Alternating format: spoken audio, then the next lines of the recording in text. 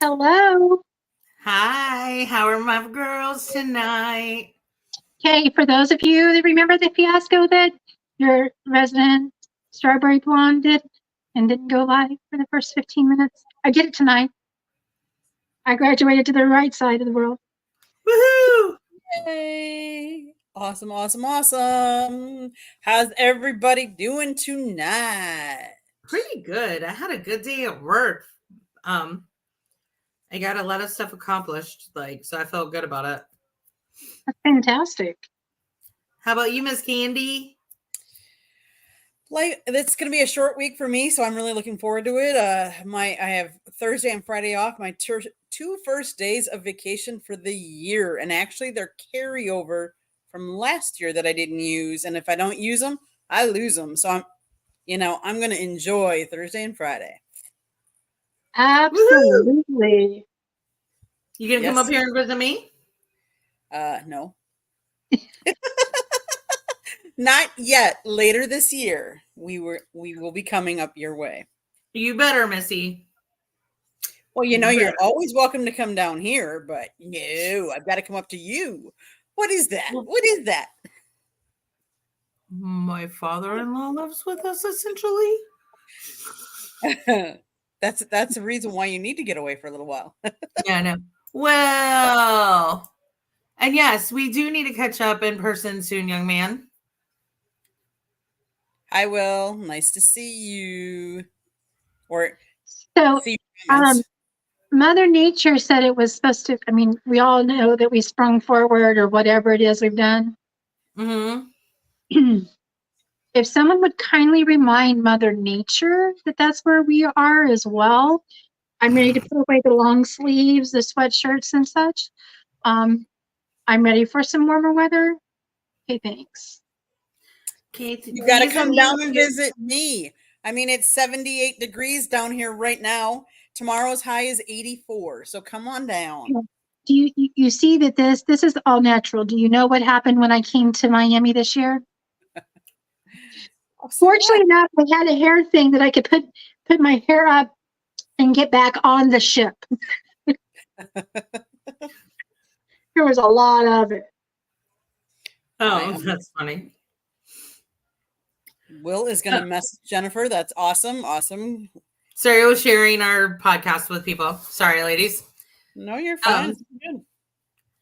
Okay, Will, message me, but message me when you have time, not just, hi, I'll talk to you later. Because that's starting to hurt my feelings a little bit. So we're going to be having a nice... I do want to send a shout out to those that are in Baltimore and the tragedy that happened this morning. I can't imagine what it has felt like for them. Because and how long they're going to be impacted. There's just so much. Yeah. And it was a little discerning how fast it went down to me. I'm like, Colby's had Lego projects that stayed up better than that being hit. I mean, I realized there was so much there, but I was like, it was shocking to me how quickly it fell. Sweet spot. But I have to give kudos to the crew that messaged them that said they were in distress, because had they not done that, there would have been many more cars on that bridge. 100%. And the fact that it happened later at night at 1:30 in the morning, as opposed to like during day rush hour. I mean, I can only imagine. It's very frightening, the thought of it, to be honest. Yeah. It is. Very frightening. And ironically, I don't know if anybody watched Bull on the show on CBS. We started binge watching it recently, and they actually had an episode where a section of a bridge was gone, and one of their employees, the whole show, they wrote the person out of the script.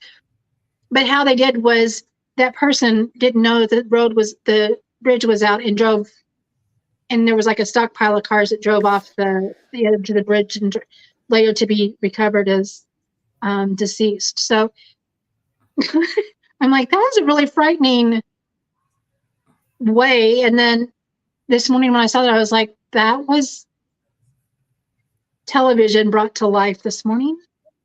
So it's been kind of a little bit of a mind warp for me in the fact that I'm like, who would have thought? Mm-hmm.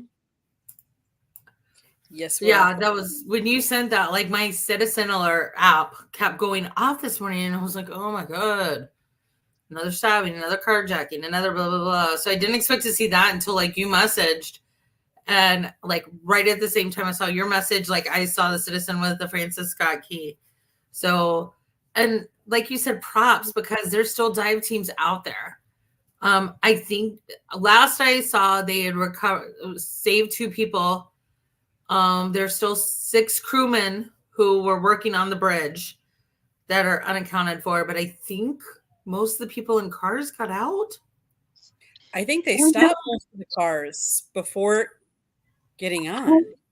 Well, I will. No, I mean the cars that got sent overboard, because there were still some cars on the bridge, and when it happened, some pictures you could see some of that. But yeah, there was a video that I've seen, and I don't even know who shared it or whatever, but it was like video feed from the bridge, and you watch the fire go. I mean, you watch a fireball, and there was car lights.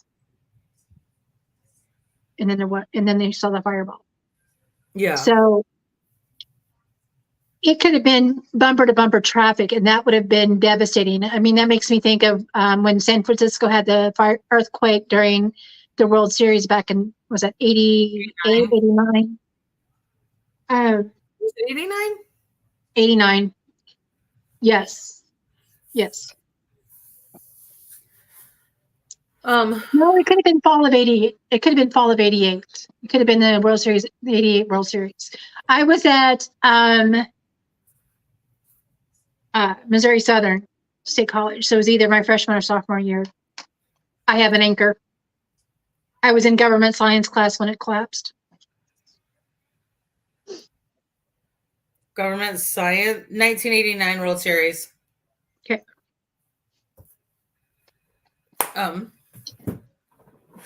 So let's move on. So we've had a couple of changes. I'm not going to lie, y'all. I'm cautiously optimistic about my Panthers this year. Don't worry. I'm not going off the chain, but I'm actually liking what Canales and Morgan are doing. Now, if Mr. Tepper can actually let them do their job, because I get it. He's a control freak. I'm a control freak. No, should be no harm, no foul, but sadly there's some harm. But I'm pretty much liking what we're doing there. That's just my little, I'm optimistically impressed right now. I'm wondering if you and I are going to be against each other in Munich. I've wondered that too. If that's the case, then we need to apply for press passes. We can share a hotel room. It's fine. Sure. What? You get press passes. Your butt's going. But so we wanted to talk a little bit about some of the changes the NFL has made. Sorry, I've just been wanting to say that publicly about my Panthers lately. So I know that you guys have all heard about like the hip drop tackle. So I don't know if you girls have been reading Twitter or not, but the players are freaking hilarious. They're like, all right, one step closer to flag football because it's just a tackle. Or like Trey Boston cracks me up. He was like, oh, so if we can't hip tackle there, can we get the offensive linemen to stop coming with their chest puffed out? No. Why? Because it's ridiculous. I was like, okay, that's funny. I think I'm honestly for it because I feel like it's more of a WWE move as opposed to an actual football tackle when you're grabbing by the ankles and letting them pull you, because that's where you're going to get the torn ACLs and MCLs and all the knee issues. Mm-hmm. I mean, I've watched the Chargers pick up and body slam Travis Kelce, and he is not a tiny man. So, I mean, I've seen all of these, and I don't think that the WWE moves have any business inside the NFL. which I kind of think that the hip tackle, the drop tackle is moving towards that. I understand the whole play out, and I understand that it does make it more challenging. However, do we want our players injured? Do we want the outcome of, pivotal games, championships, all that to be because someone tackled and yanked someone's towards the MCL?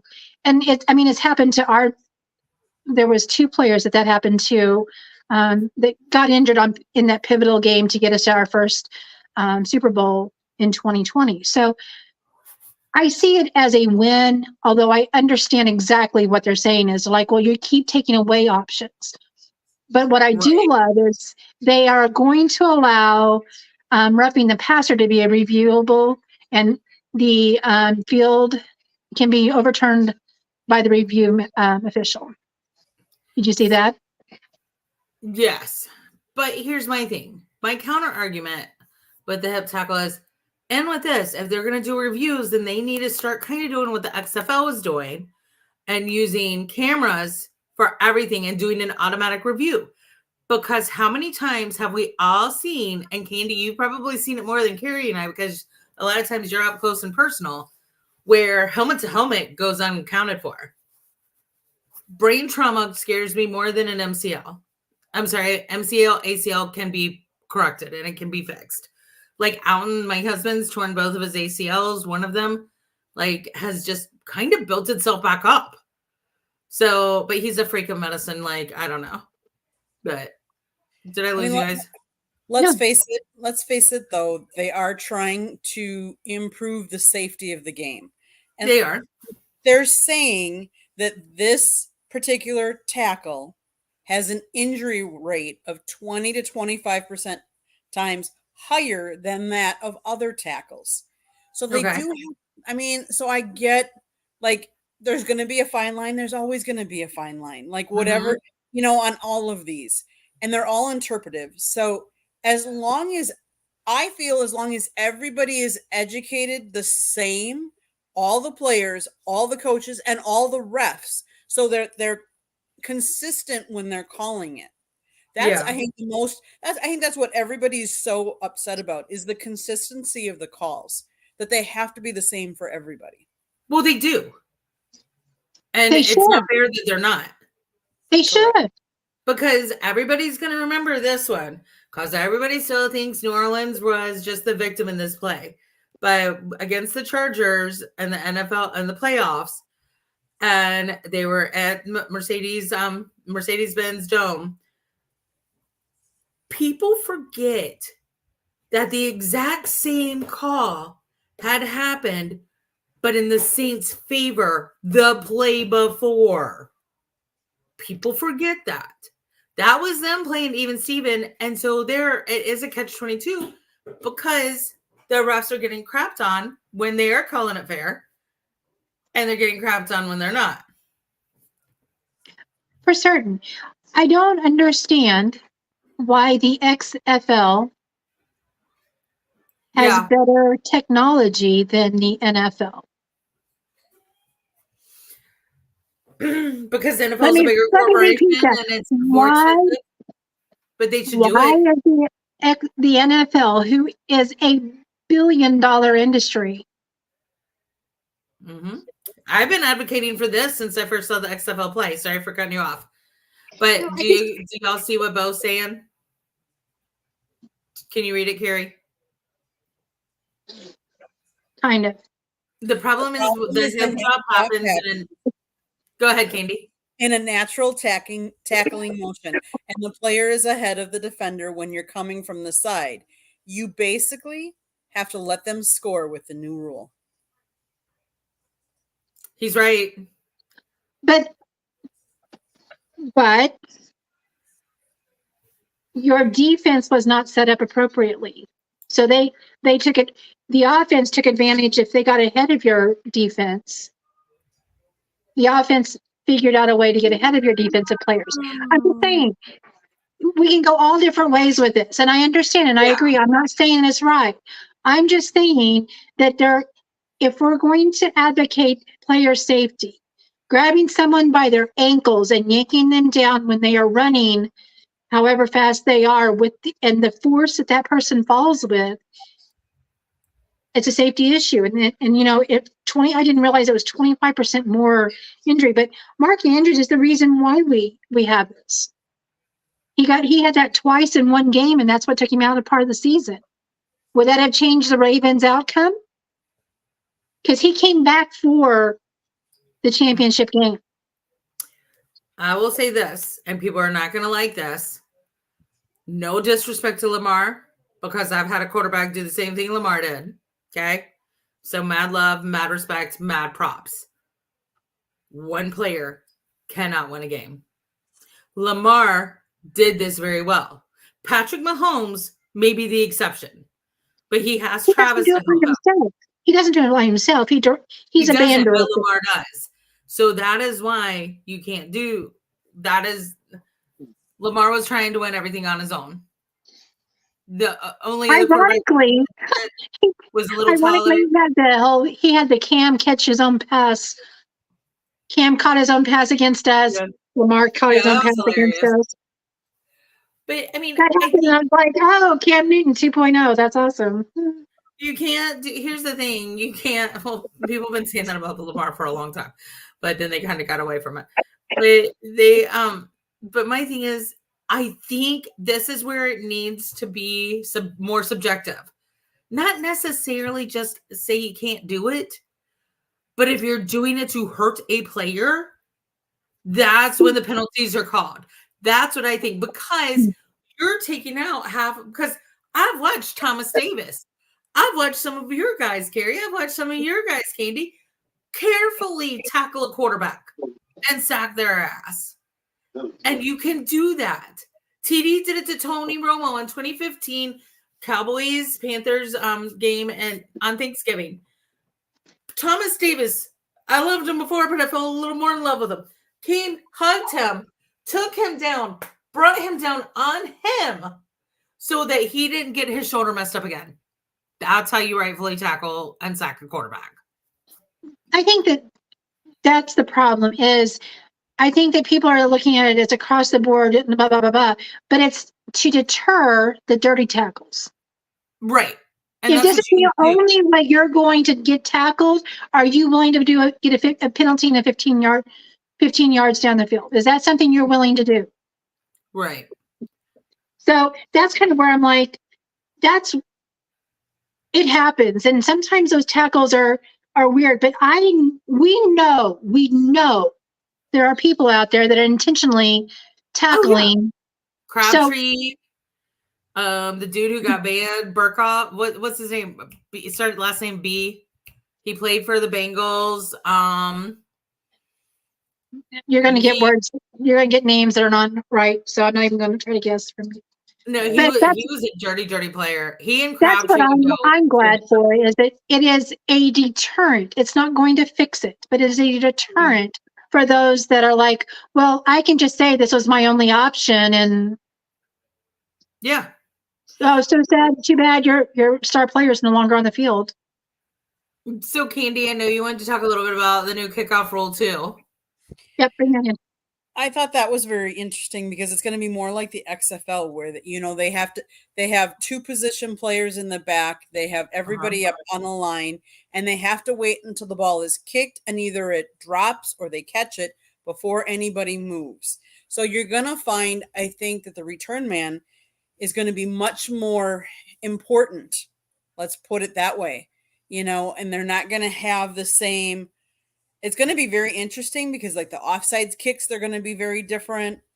I think the kicking back as a pivotal play again, as opposed to, they're just going to kick it out in the end zone.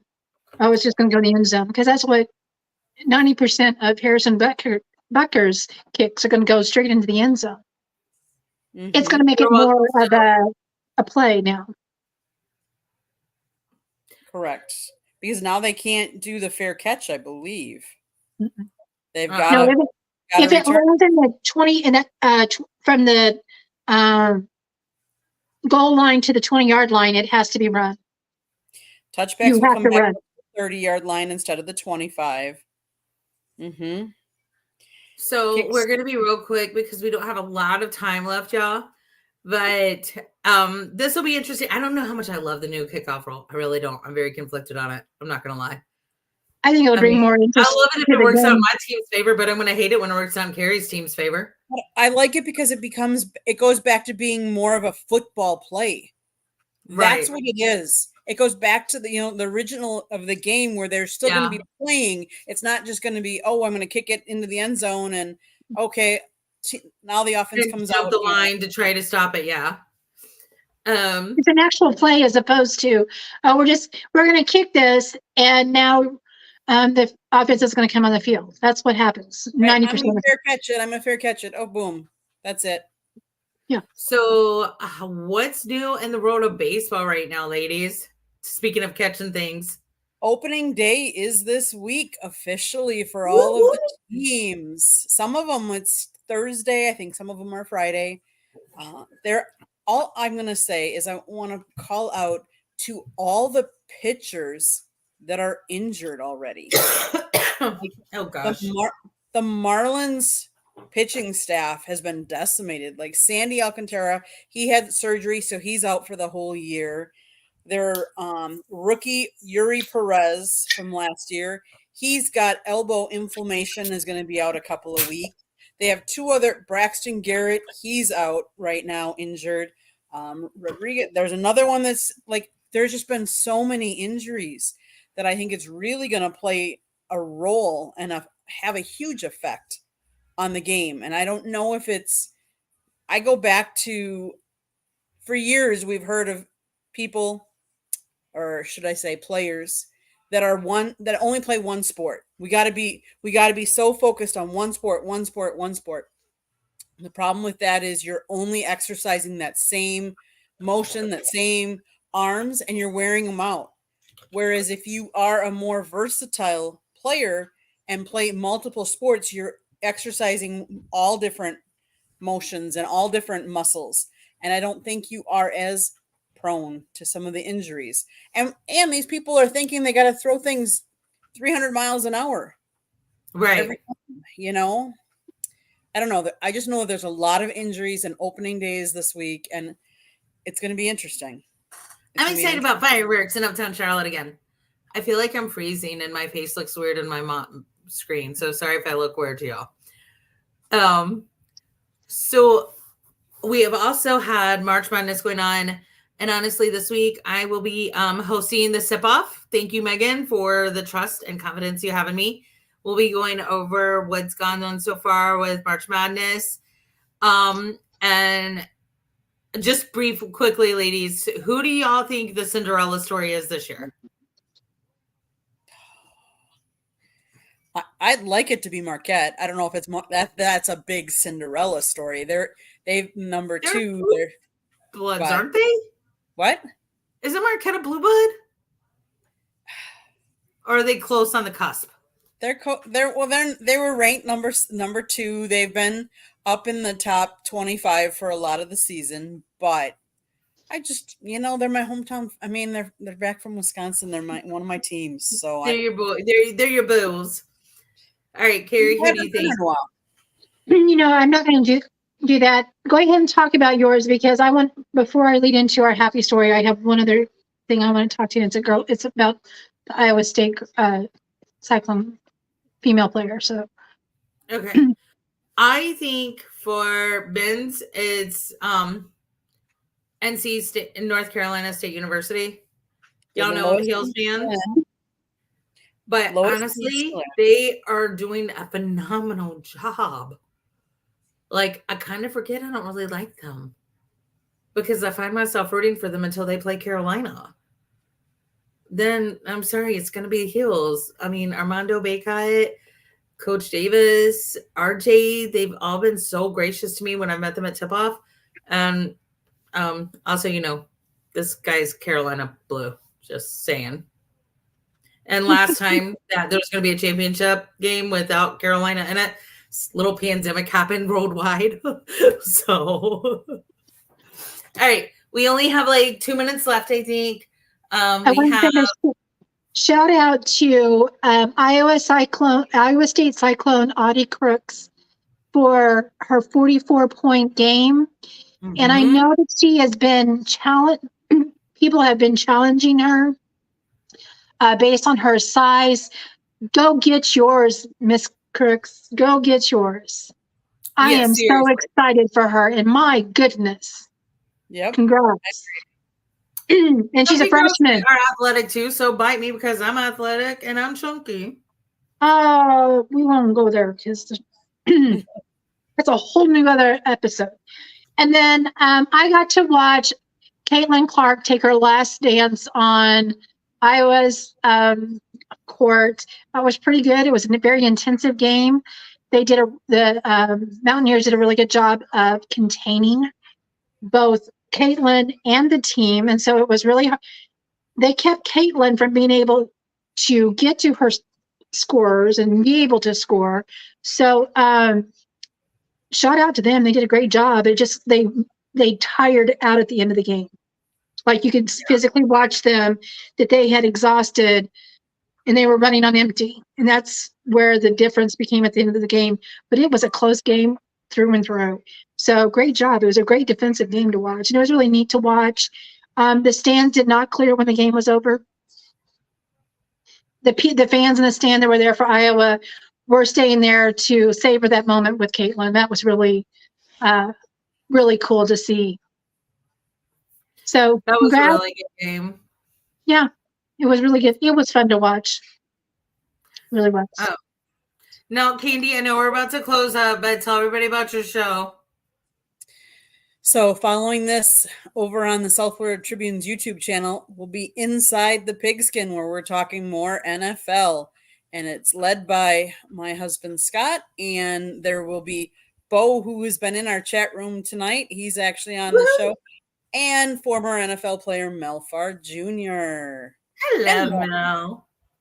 Yes. Yes. All right. Your husband, I too. Yes. Well, ladies, thank you guys for a great show. To our listeners, if y'all have any suggestions for us, hit us up. Hit us up on Facebook, Instant Messenger. You can tweet at us at 3 Chicks in a Pod. You can also tweet Scott's. I'm throwing out Scott's page here too. You can also let Scott know who will tell Megan at South Florida Tribune. I mean, who will tell Candy? God. And you can also tweet Megan at Queen of Hoops. And I'll see a lot of you guys on Thursday. Candy will see you guys in a few minutes. And Carrie, we're working on some other ideas too. I'm going to quick plug my husband's book, Lessons from the Microphone. Yes. It's available on Amazon, Kindle, and Barnes & Noble. Do I have that link? I don't know. Do you? I don't know. I need you to give me the link. I think we put it up. We'll put it up again on the Facebook page. Okay.